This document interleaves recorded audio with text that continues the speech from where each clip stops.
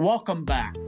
This week's episode of Leadership Synergized features a guest we had a week ago, Dr. Michael Whitten, the principal of Boonville High School located in Boonville, Indiana, near the Ohio River.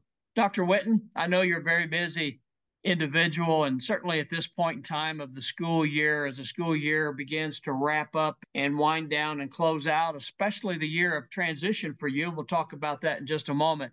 Thank you again for last week and for being with us, sir. Absolutely. Thanks for having me. Appreciate it. Dr. Whitten, last week you talked a bit about your history, in particular at Boonville, the high school and the school corporation, Warwick County. And one of the things I wanted to offer to our viewers and our listeners, you've impressed me as an individual focused on growth, never wanting to be the same today as you were yesterday. That's even more exemplified. And you recently earned your doctorate degree at a point in life where many people are saying, I don't want to go back. I don't want to pick up another book in that regard. Talk about the motivation to get your doctorate in education. I had someone ask me that just not too long ago after I had announced my retirement. And I told them there were three things that really motivated me for this. Actually, I'm going to put a fourth one in here that I want to make sure I say too. But one was just a bucket list thing for me. I knew of other people who had gotten their doctorate, just thought that was cool to be able to do that. And did not realize how much time and effort and energy was going to go into that. But really glad that I did that just as a personal thing. The second part of that was to have that opportunity at my age, and I'm okay to say that, to have other options that are out there. With my doctorate, maybe that's going to open another door to something else at the collegiate level or at another school corporation, wherever that might be, but just the opportunities that might present. And then the third thing, and this is going to sound sappy, but I really do mean this, I wanted my school to have that distinction, if you will, of having a leader who had earned their doctorate. Because in my mind, I'm not saying this is right, but in my mind, to have that as a part of your school would send a message to someone that education is important. That, and I'm not saying people who don't have that they're not saying education is important in their building. This was just my personal belief.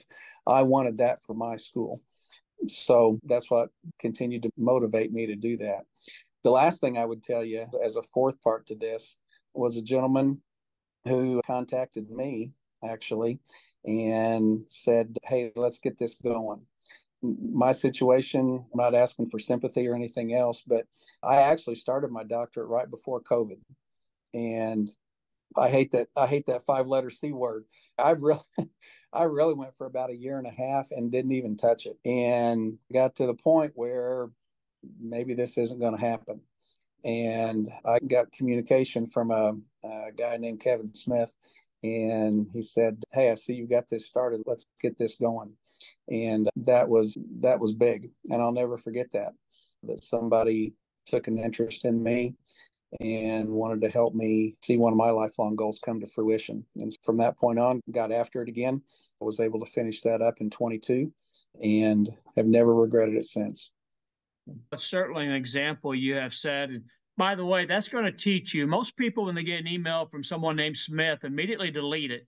So that'll teach you to open up that email, right? You did a great job. Talk about your doctorate study. Talk a little bit about the topic for our viewers. Yeah, one of the things that I was advised by another professor, their former professor at the university, was make sure that you pick a topic that you have a real interest in. And I didn't realize how important that was until I had gotten into hundreds of hours of research. If you don't like what you're doing, you will not want to follow through with this. But I have, again, this is an old age thing, but the second longest tenure of any executive board member with the Indiana High School Athletic Association. And so my interest in athletics and administration put those two things together. I talked with the former commissioner of the IHSAA and said, hey, I would like to follow through on my doctorate. Is there something that's of interest to the IHSAA and high school athletics? And he mentioned to me at that time that concussion protocols were starting to become a big thing. And not that concussion protocols haven't been in place, but there are new protocols that are coming along all the time. And just to see if those new protocols really are of emphasis. And my dissertation was on present concussion protocols in Indiana high school sports. And through my research, the data showed that the new protocols certainly have some worth to them, but the old protocols are still good. And people, stakeholders, still feel like those older protocols are good enough to return an athlete to the playing field or practices or whatever. Thank you for segueing. I was going to mention your role with the IHSA Board of Control, Executive Committee. State athletic associations, probably like the NC2A for the colleges, there's been a lot of change over the past decade or two with society and a number of variables in that regard. Talk a little bit about how you've seen since you've been on, and you've been on the board a number of years, if I'm not mistaken. First of all, thank you for your service. And similar to being a building principal or a school administrator, sometimes you look at those, or people look at those and say, that's a no-win situation. Talking about the experiences and what you've taken away and what you're proud of there. 18 years on the board, seen a lot of changes over that time. I think there are two parts to being a part of the IHSAA, and really, in a lot of respects, two parts to leadership. One of those, unfortunately, is just dealing with the nonsense. You have a basketball game and fight breaks out and the bleachers are cleared and officials are attacked. That has to be addressed. And we've talked previously about guarding your culture a little bit. And you have to set an expectation that that kind of behavior is not going to be tolerated. And there are going to be consequences when things like that happen. I don't think people just live their lives to be in the middle of conflict. But you have to be able to work through that and understand that this is what we believe, and we are not going to budge on some of those things, even if that means it's not the most popular thing. That old saying of what's popular is not always right, and what's right is not always popular. You have to do the right thing, even if it's not popular. The other part of that is looking ahead and what's the next thing that's out there. A little bit of that had to do with my dissertation. There's a new protocol that's out here. Is it really worth looking into? There are new ways and different ideas that come up constantly about the way to do athletics. One of the things that just recently came about, I'm not a big fan of this because as I get older, I'm maybe a little more traditional, but we've changed in just an easy one. We've just changed the foul situation in boys and girls basketball games from being half to each quarter. And so you reset the number of team fouls at the end of each quarter. That's not a big thing, but it does make a difference in the way the game plays out. Concussion protocols and some of the things that have taken place there. We changed, there's actually a play clock now. We changed the play clock in high school football. And it took some of those, and I've been supervising those 3-hour football games on a Friday night when it's drizzly and miserable. And it's taken those games down to 2 hours in some cases. And so it just, and I'm not saying I'm trying to get the easy way out of a situation, but it just makes that playing experience better for student athletes and for coaches and for fans. And so you're guarding your culture, but you're also looking forward at what's the next thing coming up. 21 years, high school principal, assistant principal prior, coaching. You're an administrator at heart and inside and outside. Dr. Mike Whitten, school administrator. How has that role changed in your career, and what advice would you have for someone wanting to become an educator? What are some things they can expect? This is going to sound cliche, but expect the unexpected. And I even thought about this morning getting ready, not so much for our discussion, but just on a daily basis. You look yourself in the mirror and it's what's going to happen today. With social media, you mentioned the changes that have taken place. That's probably one of the single biggest, and I'm sorry to say, negative things that's happened in education is the influence of social media. I just talked with a young lady this morning, something very innocent about social media, and it got turned around in a negative way. And so you just never know what you're going to face from day in and day out. But I do believe that your belief system, I've mentioned before about driving the bus, you've got to keep that end goal in mind. That may mean there's sometimes that instead of going straight, you're taking a 90-degree turn, but you're going to turn it back again and you're going to get headed in the right direction. It's not a smooth path. I just saw something the other day on social media, a little video clip of, we used to say the shortest distance between 2 points is a straight line.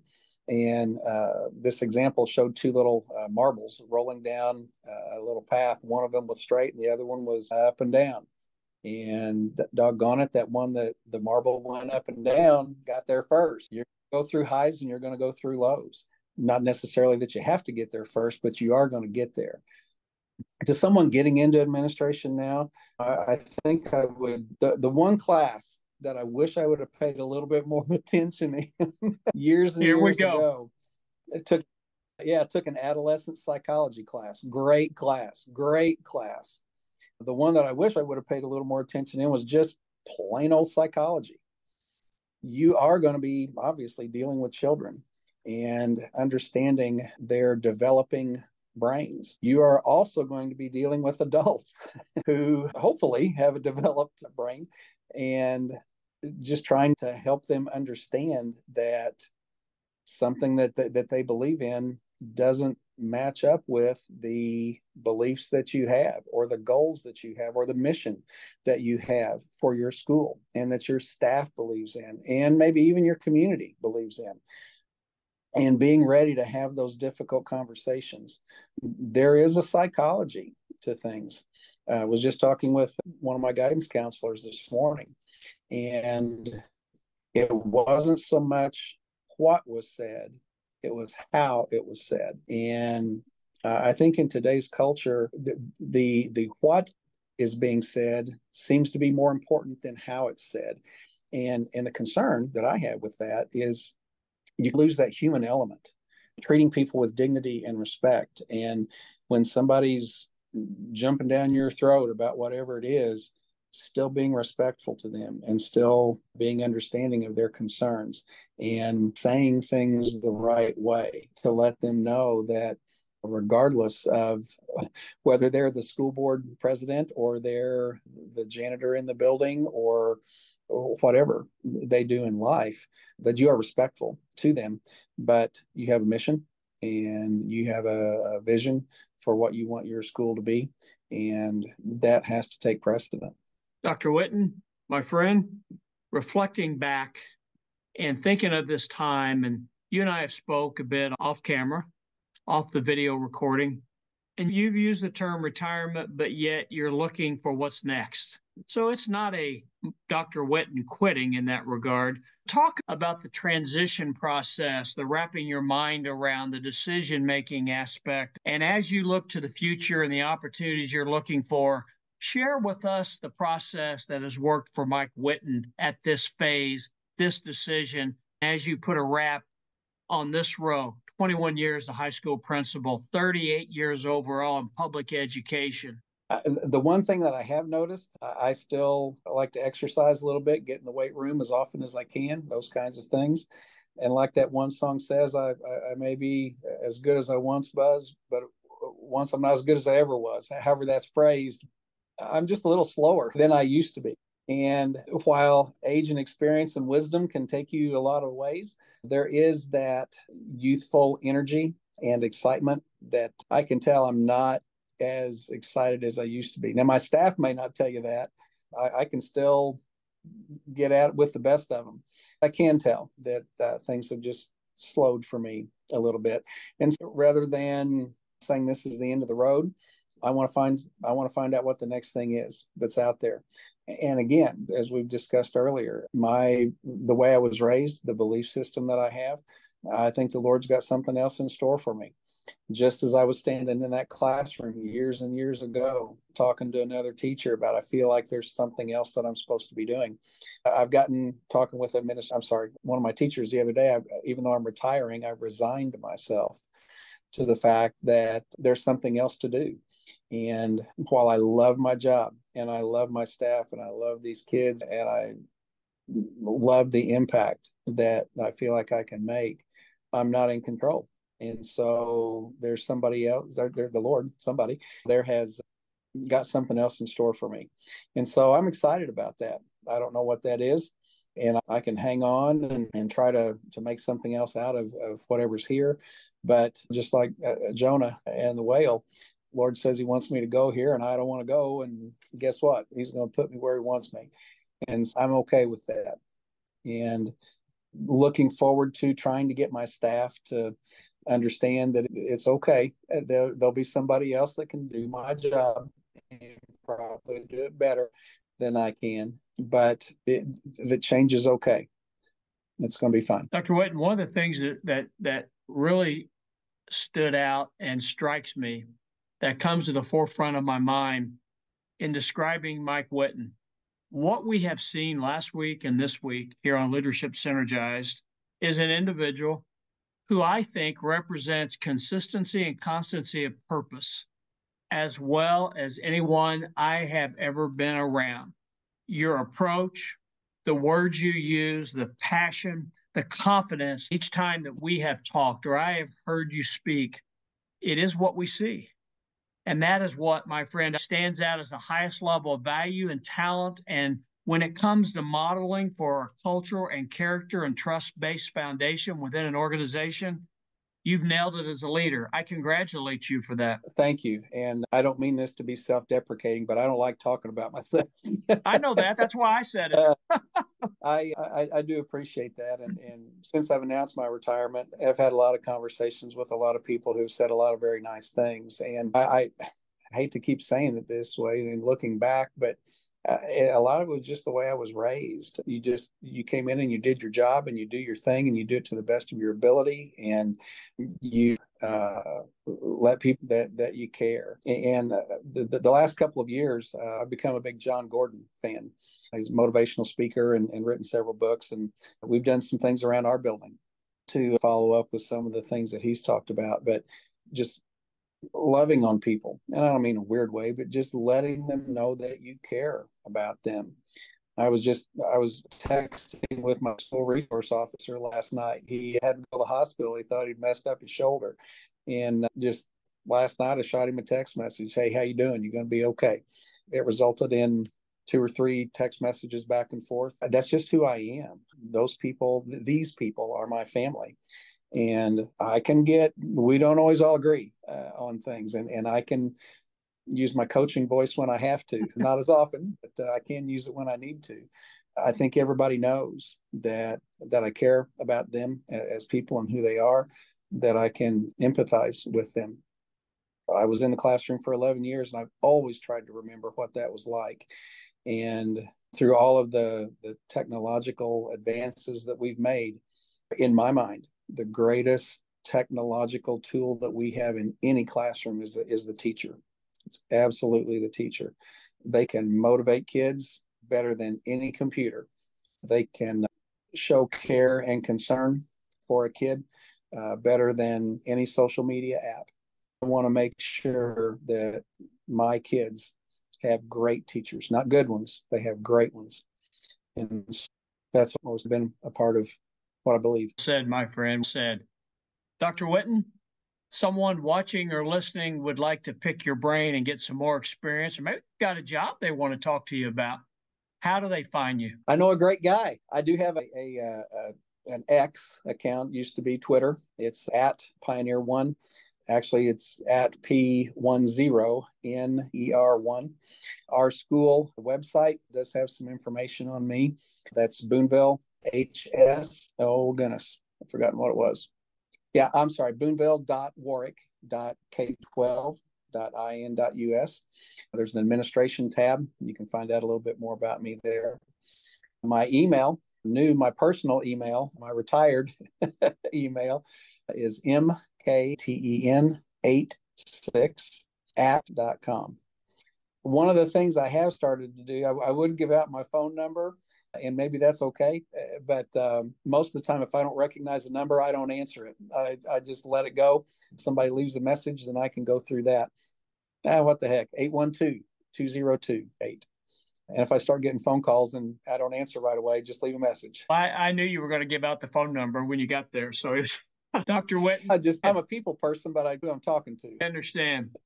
My friend, congratulations. It's our honor. We appreciate you. I appreciate you for all you represent and the service you've provided in education to God's children, whether it's those children in the classrooms or those individuals in front teaching them or those alongside supporting them. You have made a difference, my friend, and you are loved. We are all blessed on this land and this earth to have had you as an educator, as an administrator, in leading tomorrow's future. I thank you on behalf of all from the bottom of my heart. God bless you, my friend. I love you more than you'll ever know. Feelings mutual. Thank you very much. On behalf of this great man, Dr. Mike Whitten, 38 years in education, 21 as a high school principal at Boonville High School, the Boonville Pioneers, Boonville, Indiana. I'm Kevin Smith. You can move forward through still. Thank you for watching. I appreciate you. I love you.